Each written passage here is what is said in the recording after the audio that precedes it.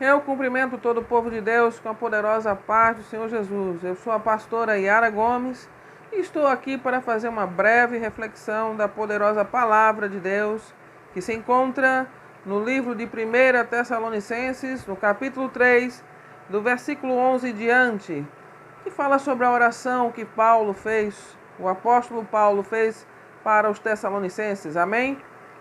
E diz assim: Ora, o nosso mesmo Deus e Pai e Jesus, nosso Senhor, dirijam-nos o caminho até vós. E o Senhor vos faça crescer e aumentar no amor uns para com os outros e para com todos, como também nós para convosco, a fim de que seja o vosso coração confirmado em santidade, isento de culpa, na presença de nosso Deus e Pai, na vinda de nosso Senhor Jesus, com todos os seus santos. Aleluia! Louvado seja o nome do Senhor Jesus. O apóstolo Paulo, ele foi líder também da igreja de Tessalonicenses por um breve período e, por conta das perseguições dos judeus, Paulo teve que se ausentar de Tessalônica e deixou Timóteo lá para dar continuidade aos ensinamentos que Paulo proferiu àquele povo. A igreja de Tessalonicenses era uma igreja fervorosa, era uma igreja que estava em constante desenvolvimento diante do Senhor, diante da palavra. Era uma igreja que temia ao Senhor, que temia a palavra de Deus, que obedecia. Era um povo zeloso, era um povo que praticava a comunhão, era um povo que era doutrinário de toda a santidade que Paulo pregou para o fortalecimento espiritual de cada um deles. Isso era uma constante preocupação. Era um povo preocupado em fazer a vontade de Jesus. Era um povo preocupado em imitar Jesus em tudo, porque eles tinham um líder que era um imitador de Jesus Cristo. O apóstolo Paulo foi considerado a segunda geração de imitadores de Jesus Cristo, a saber, a primeira geração é o próprio Jesus e a terceira geração foram os Tessalonicenses.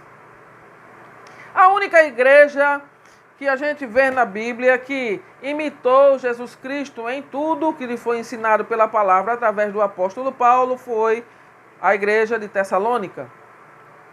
Tessalônica, ela era uma igreja que foi preparada pelo apóstolo Paulo para viver o evangelho de Jesus Cristo, não só na palavra propriamente dita, não apenas nas palavras, mas também, principalmente, nas atitudes cotidianas.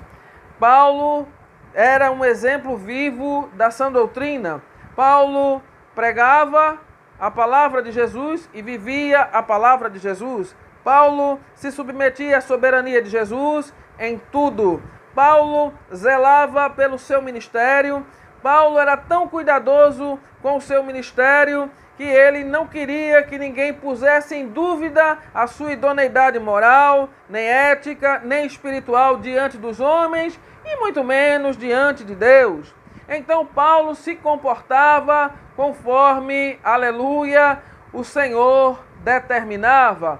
E ele chegava até além. Certos direitos que ele tinha, ele abdicava dele para não se tornar um peso para os tessalônicos. Por exemplo, lá no meio dos tessalonicenses tinha um povo que era preguiçoso, um povo que não gostava de trabalhar, um povo que gostava de viver pela fé. Tem gente que gosta, de viver pela fé. É um povo preguiçoso. É um povo que não quer arrumar um emprego, um trabalho e começa a querer arrumar emprego, cargo dentro da igreja para poder ser sustentado. Então Paulo repreendia isso veementemente, mas ele também praticava. Ele abdicou do direito dele de líder de ser sustentado pela igreja e arranjou um trabalho que o sustentava. Então ele trabalhava para o sustento dele e cuidava do rebanho. Aleluia! Eita! Oh glória! Para que ninguém pudesse falar isso sequer. Só um não, qualquer coisa contra o seu ministério. Paulo era muito cuidadoso. Paulo tinha muito zelo por tudo que fazia por Jesus. E isso era observado pelos tessalonicenses, porque o que ele pregava acerca de santidade, ele mesmo cumpria. O que ele pregava acerca das coisas que eram necessários para que nós fôssemos, para que eles todos fossem mais cristãos, uns cristãos zelosos, cristãos que estavam se desenvolvendo e crescendo cada vez mais na obra do Senhor, ele tratava com os tessalonicenses através das suas atitudes. Então, os tessalonicenses passaram a imitar todas as atitudes de Paulo, porque tinham plena certeza de que Paulo imitava Jesus e o temor que sentiam de Deus, e todo o preparo que Paulo deu a eles era esse: comunhão, arrependimento, santidade e zelo pela obra missionária. Iam em busca de almas, iam em busca de proclamar e dar testemunho de Jesus Cristo, evangelizar, iam ganhar mais almas para o reino. Ganhavam, faziam tudo o que Jesus mandava, o que a palavra mandava e o seu líder tinha ensinado. E sofriam perseguições e pagavam o preço por estarem falando de Jesus e cumprindo com os seus mandamentos. Aleluia! Louvado seja Deus! Era uma igreja corajosa, era uma igreja que estava de pé diante do Senhor e diante dos homens, fazendo a vontade do Pai. Eita, meu Deus, que coisa linda! Então esta igreja sofreu as perseguições que todas as igrejas na Judéia sofreu, e todo o povo de Deus sofreu quando começou o cristianismo, e todo o preço que pagavam era em prol de Jesus Cristo, porque eles tinham esse temor dentro deles: se Jesus me encontrar em pecado, em culpa, eu não subirei. Aleluia! E eu quero ir morar com Jesus no céu. Então eles se submetiam por temor do Senhor. Hoje em dia nós não temos mais esse tipo de temor, não é? Porque não está sendo mais ensinado a doutrina do arrependimento, a doutrina da comunhão, a doutrina da santidade, né? Tem gente aí que fala que quem fala de santidade demais é santarrão, é falsas doutrinas. Cuidado com esse povo que quer ser muito santo, aleluia! Mas por quê? Porque estão prevaricando, estão fazendo o que bem querem, torcendo a palavra, passando a mão na cabeça de gente que profana altar,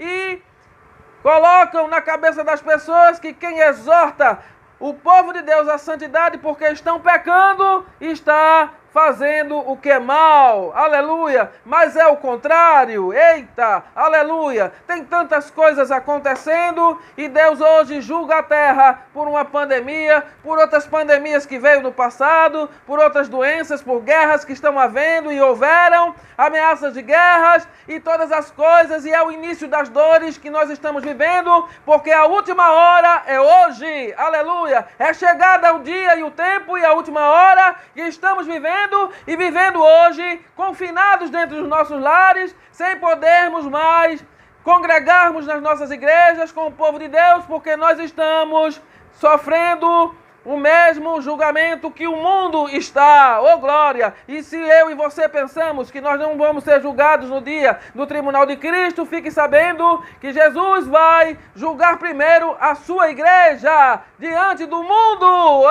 Eita! Aleluia! Louvado seja Deus! E se nós fomos encontrados em desacordo com a palavra, encontrados em culpa, Jesus não nos leva para o reino dele. Você e eu temos que sermos mais humildes, temos que buscar mais ao Senhor, temos que nos arrepender de nossos pecados, temos que estar mais em comunhão, temos que estarmos mais em santidade. Santidade é uma palavra que não é apenas um termo ou uma teoria qualquer, é um modo de vida. Santidade é separar-se do mundo e das coisas que estão no mundo, porque Jesus está voltando. E quando ele voltar, ele quer encontrar seu povo em santidade, seu povo na presença dele, seu povo em comunhão, seu povo praticando as boas obras, aleluia, obedecendo a palavra, em amor, em caridade, preocupados com o reino de Deus, com o crescimento e a multiplicação do seu reino na terra, pagando o preço por estar, Deus, indo contra o espírito do pecado, o espírito da morte, aleluia, contra a falsidade, contra a mentira, aleluia. É assim que Jesus quer encontrar o seu povo diante deste mundo, diante de todas essas coisas, para que possamos ser arrebatados. Mas reconheçamos nossos pecados, reconheçamos nossos erros, nos arrependamos, sejamos mais humildes, deixemos de lado nossa idolatria, nossa ambição, nossa avareza, aleluia, nossa ganância, aleluia, para estarmos buscando o reino de Deus e a sua justiça na terra, e Jesus nos arrebatará, e nós não estaremos em culpa, e nós não teremos culpa diante do Senhor. Ainda há esperança para aqueles que estão seguindo o caminho do maligno. Ainda há esperança para aqueles que estão em desacordo com a palavra. Ainda há esperança. Arrependa-se de seus pecados em nome de Jesus, e Ele te salvará. Amém?